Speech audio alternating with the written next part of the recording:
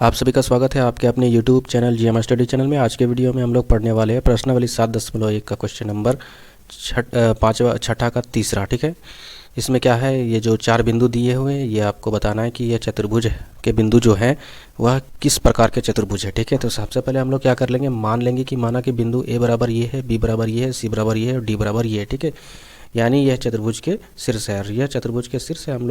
हम लोगों को ये फाइंड करना है कि चतुर्भुज किस प्रकार के चतुर्भुज है। इसके लिए हम लोग क्या करेंगे, ए बी भुजा और बी सी भुजा और सी डी भुजा और ए डी भुजा की दूरी ज्ञात करेंगे। उसके बाद फिर जब ये भुजाएं बराबर होगी उसके बाद फिर हम लोग इसके विकर्ण को भी ज्ञात करेंगे। इसके आधार पर हम लोग क्या करेंगे, चतुर्भुज के प्रकार को ढूंढेंगे कि यह किस प्रकार का चतुर्भुज है। चलिए वीडियो को क्वेश्चन को बनाते हैं। सबसे पहले क्या करेंगे, ए बी दूरी निकालेंगे। ठीक है, तो यहाँ पर लिख देंगे ए बी। ए बी बराबर क्या होगा, दूरी सूत्र सबसे पहले यहाँ लिखेंगे ए बी यानी x2 माइनस x1 का होल स्क्वायर लिखेंगे प्लस y2 माइनस y1 का होल स्क्वायर लिखना है।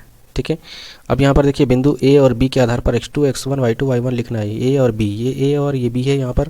ठीक है, तो यानी यहाँ पर x2 7 है तो हम यहाँ पर लिख देंगे 7, बीच में माइनस है तो माइनस, x1 का मान यहाँ 4 है तो यहाँ पर 4 लिख देना है। उसके बाद फिर इसका स्क्वायर, बीच में प्लस है तो प्लस लिख देना। y2 का मान यहाँ पर 6 है तो यहाँ पर 6 लिख देंगे, बीच में फार्मूला का माइनस है तो माइनस लिख देना। y1 का मान देखिए यहाँ पर 5 है तो यहाँ पर 5 लिख देंगे। उसके बाद फिर इसका होल स्क्वायर। उसके बाद यहाँ 7 माइनस 4 है यानी 7 में 4 घट जाएगा तो बचेगा 3, इसका स्क्वायर हो जाएगा प्लस है तो प्लस, 6 में 5 घटेगा तो बचेगा 1, इसका फिर स्क्वायर हो जाएगा। ठीक है, उसके बाद फिर हम लोग क्या करेंगे, इसको सॉल्व करेंगे। 3 का स्क्वायर हो जाएगा 9। ठीक है, प्लस है तो प्लस, उसके बाद फिर 1 का स्क्वायर 1 ही हो जाएगा। उसके बाद फिर यह हो जाएगा √10। ठीक है, ए बी के निकालने के बाद हम लोग क्या करेंगे, बी सी भुजा की ओर जाएंगे यानी बी सी भुजा की दूरी निकालेंगे। सबसे पहले दूरी सूत्र का फॉर्मूला बैठाएंगे, क्या होता है x2 माइनस x1 का whole square plus y2 minus y1 का होल स्क्वायर। उसके बाद फिर क्या करेंगे, इस दूरी सूत्र बी और बिंदु सी में देखेंगे। ठीक है, बी और सी में देखेंगे कि आखिर x2 x1 क्या है। यहाँ पर देखिए 4 है x2 तो यहाँ 4 लिखेंगे, माइनस है तो माइनस, x1 का मान देखिए 7 है तो यहाँ पर 7 लिख देंगे। उसके बाद इसका स्क्वायर कर देना है, बीच में प्लस है तो प्लस, y2 का मान देखिए 3 है तो 3 लिख देना है, बीच में माइनस है तो माइनस, y1 का मान 6 है तो हम यहाँ पर 6 लिख देंगे और फिर इसका स्क्वायर। अब देखिए इसको क्या करेंगे, -7 और ये +4 है यानी घटेगा तो 7 में 4 घटेगा, 3 बचेगा और वो भी माइनस में आएगा तो फिर इसका स्क्वायर हो जाएगा, बीच में प्लस है तो प्लस, यहाँ भी घटेगा यानी 6 में 3 घटेगा तो बचेगा 3 और अभी माइनस में होगा। उसके बाद इसका स्क्वायर। उसके बाद फिर ये देखिए -3 का स्क्वायर कितना हो जाएगा 9, फिर यहाँ भी क्या हो जाएगा, बीच में प्लस है तो प्लस, ये -3 का स्क्वायर हो जाएगा 9। ठीक है, उसके बाद फिर क्या करेंगे, ध्यान से देखिए, इन दोनों को जोड़ देना है यानी 9 और 9 कितना हो जाएगा 18। तो इस प्रकार से BC का मान आ गया। उसके बाद फिर हम लोग क्या लिखेंगे, CD का मान। ठीक है, यानी CD निकालेंगे, CD की दूरी निकालने के लिए दूरी सूत्र बैठाएंगे। दूरी सूत्र क्या होता है, x2 माइनस x1 का whole square plus y2 minus y1 का होल स्क्वायर। ठीक है, अब C और बिंदु D को देखते हुए हम लोग x2 x1 y2 y1 रखेंगे। C की तरह यहाँ पर देखिए C और ये D है तो यहाँ पर x2 क्या है 1 है तो 1 लिखेंगे, माइनस है तो माइनस लिख देंगे, x1 क्या है 4 है तो हम यहाँ पर लिख देंगे 4, इसका स्क्वायर, बीच में प्लस है तो प्लस, y2 का मान क्या है, यहाँ पर देखिए y2 का मान 2 है तो यहाँ पर 2 लिख देंगे, बीच में माइनस है तो माइनस, y1 का मान 3 है तो 3 लिख देना है। उसके बाद फिर इसका स्क्वायर।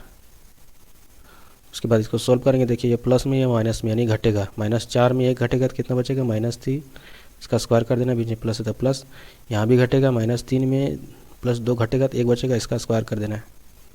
उसके बाद फिर यहाँ देखिए -3 का स्क्वायर हो जाएगा 9, बीच में प्लस है तो प्लस, 1 का स्क्वायर 1। उसके बाद फिर ये क्या हो जाएगा, इसको जोड़ेंगे तो 9 और 1 10 यानी अंडर रूट के अंदर 10 आया CD के बाद फिर हम लोग क्या निकालेंगे, A और D। AD निकालने के लिए क्या करेंगे, फिर वही फॉर्मूला लिखेंगे, दूरी से तो x2 माइनस x1 का whole square plus y2 minus y1 का होल स्क्वायर। ठीक है, उसके बाद फिर बिंदु A और D को देखेंगे, यहाँ पर A है और यहाँ पर D है। A और D को देखकर हम लोग x2 x1 y2 y1 रखेंगे A और D को। ठीक है, x2 आपका 1 है तो यहाँ पर 1 लिख देना है, सबसे पहले अंडर रूट लिख देना है। उसके बाद फिर 1 है x2 x तो यहाँ पर 1 लिख दिया, उसके बाद माइनस है तो माइनस लिख देना है, x1 का मान यहाँ पर 4 है तो यहाँ पर 4 लिख देंगे, फिर इसका स्क्वायर हो जाएगा, बीच में प्लस है तो प्लस, y2 का मान यहाँ पर 2 है तो यहाँ पर 2 लिख देना है, बीच में माइनस है तो माइनस लिख देना, y1 का मान 5 है तो फिर यहाँ पर 5 लिख देंगे, फिर इसका होल स्क्वायर हो जाएगा। उसके बाद फिर यहाँ पर अगले स्टेप में देखेंगे क्या होगा, ये -4 और ये +1 यानी घटेगा तो 4 में घटेगा तो बचेगा -3 और इसका फिर हो जाएगा होल स्क्वायर, बीच में प्लस है तो प्लस लिख देना है, यहाँ पर -5 है भैया प्लस 2 में तो यहाँ -3 हो जाएगा और -3 का होल स्क्वायर हो जाएगा, ठीक है। उसके बाद देखिए अगले स्टेप में क्या होगा, ध्यान से बराबर लिखना है। अंडर रूट में क्या हो जाएगा, ये -3 का हो जाएगा, 3 का स्क्वायर हो जाएगा 9 और ये भी -3 का हो जाएगा 9, बीच में प्लस तो प्लस, ठीक है। उसके बाद फिर ये 9 और 9 अंडर रूट 18 हो जाएगा, ठीक है। अब देखिए यहाँ पर कुछ चीज़ें निकल कर आ रही है, यानी हमने क्या किया, चारों भुजाएं निकाल ली, जिसमें से जो ए बी भुजा है वह आपका किसके बराबर है, √10 ये सी डी के बराबर है। यानी यहाँ देखिए ए बी जो बराबर है वह सी डी के है, और यहाँ पर देखिए जो बी सी भुजा है वह ए डी के बराबर है, ठीक है। बी सी भुजा √18 यानी बी सी ये है, यह जो भुजा है वह ए डी के बराबर है। यानी यहाँ पर आमने सामने की भुजाएं बराबर हो रही। अब इसमें दिक्कत क्या है, आमने सामने की भुजाएं बराबर होती है तो वह आयत की भी होती है और समांतर चतुर्भुज की भी आमने सामने भुजाएं होती है। तो दोनों में एक डिफरेंस होता है कि समांतर चतुर्भुज के विकर्ण बराबर नहीं होते, जबकि आयत की विकर्ण बराबर होते हैं। सबसे पहले अब हम क्या करेंगे, विकर्ण को भी निकाल लेंगे, यानी ए सी विकर्ण को निकालेंगे। तो बिंदु ए और सी में जाएंगे तो ए सी की दूरी निकालने के लिए क्या करेंगे, दूरी सूत्र बैठाएंगे। वो क्या होता है, x2 - x1 का whole square plus y2 - y1 का होल स्क्वायर। उसके बाद फिर देखिए यहाँ पर x2 का मान क्या है, बिंदु ए और सी में देखेंगे, ठीक है। ये ए है और उसके बाद यहाँ पर सी है, ठीक है। तो यहाँ पर देखिए x2 का मान 4 है तो यहाँ पर 4 लिख देंगे, माइनस है तो माइनस, x1 का भी मान क्या है 4 है तो हम यहाँ पर लिख देंगे 4। उसके बाद फिर इसका स्क्वायर कर देना। ध्यान से देखिए बिंदु ए और सी में है तो ए सी में जाना है, ठीक है। तो देखिए बिंदु सी में x2 का मान 4 है ये, उसके बाद x1 का मान 4 है तो हम लिख दिए। उसके बाद फिर बीच में प्लस है तो प्लस लिख देना है। अब देखिए y2 - y1 यानी सी में जाएंगे तो ये 3 है, y2 माइनस है तो माइनस लिख देना, y1 का मान क्या है आपका 5 है तो हम यहाँ क्या लिख देंगे 5 पर। उसके बाद फिर इसका स्क्वायर कर देना है।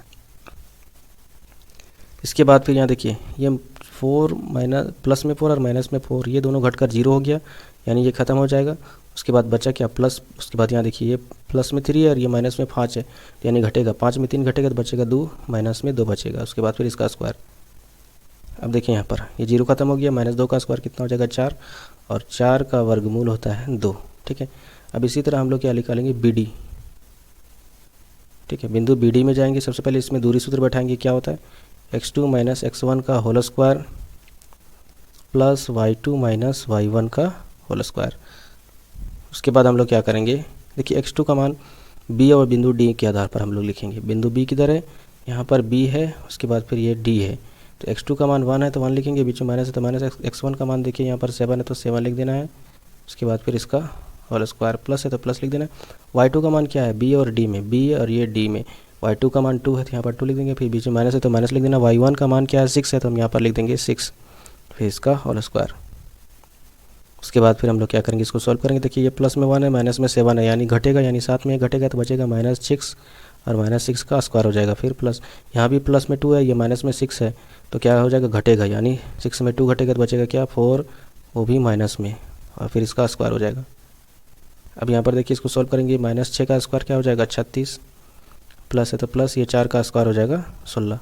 अब इन दोनों को जोड़ेंगे, ठीक है। इकाई को इकाई अंक से जोड़िए, 6 और 6 12 हो गया और हाथ में 1, यहाँ पर देखिए 3 और 1 कितना हो जाएगा 4 और 1 हाथ वाला 5, यानी √52 हो गया, ठीक है। तो इस प्रकार यहाँ देखिए ये जो ए सी है वह बी डी के बराबर नहीं है, यानी विकर्ण बराबर नहीं है। तो हम लोग अब क्या निष्कर्ष निकाल सकते हैं कि जो चतुर्भुज है वह एक समांतर चतुर्भुज है, ठीक है। इसलिए लिखिए यहाँ पर ये जो विकर्ण है वो तो आपस में बराबर नहीं है, तो आखिर में क्या लिखना होगा, चूँकि यहाँ पर देखिए ए बी के बराबर क्या है आपका सी डी है और बी सी के बराबर ए डी है, ठीक है। यानी ये आमने सामने की भुजाएं क्या है बराबर है, तथा जो विकर्ण है, ठीक है, विकर्ण कौन सा है, एक ए सी है, उसके बराबर क्या हो जाएगा बी डी नहीं होगा, ठीक है। इसलिए जब विकर्ण बराबर नहीं है और ये आमने सामने की भुजाएं बराबर है तो हम लोग कह सकते हैं कि इस प्रकार ए बी सी डी एक समांतर चतुर्भुज है। जब ये ए बी सी डी समांतर चतुर्भुज है तो जो ए बिंदु, बी बिंदु और सी बिंदु और डी बिंदु है यह समांतर चतुर्भुज के शीर्ष है, ठीक है। तो इस प्रकार से क्वेश्चन नंबर 7.1 का क्वेश्चन नंबर 6 का 3 बना लिए। यदि आपको इस वीडियो में किसी तरह का डाउट होगा तो कमेंट बॉक्स में पूछ सकते हैं, और अगर वीडियो समझ में आया तो प्लीज़ इस चैनल को सब्सक्राइब करके बेल आइकन ज़रूर दबाइएगा। इसी तरह का वीडियो का अपडेट आपको हमेशा मिलती रहेगी।